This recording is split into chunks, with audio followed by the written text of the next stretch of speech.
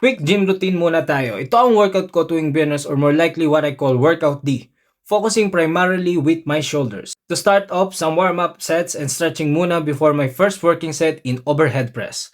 I do seated na nakasandig para stable sa core at di maging limiting factor ang likod.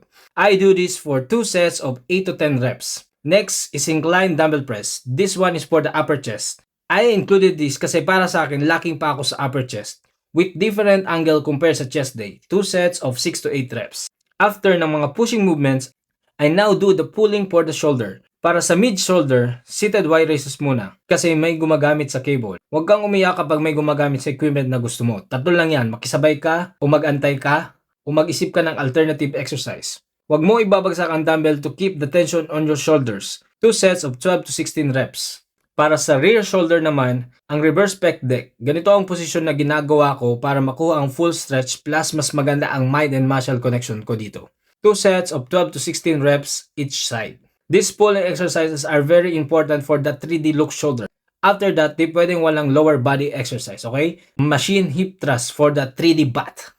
2 sets of 6 to 8 reps. Finishing this workout now with bicep curl and hammer curl. Pabaliktad sa preacher para ma-stabilize ulit ang likod kasama ang siko. 2 sets of 6 to 8 reps also.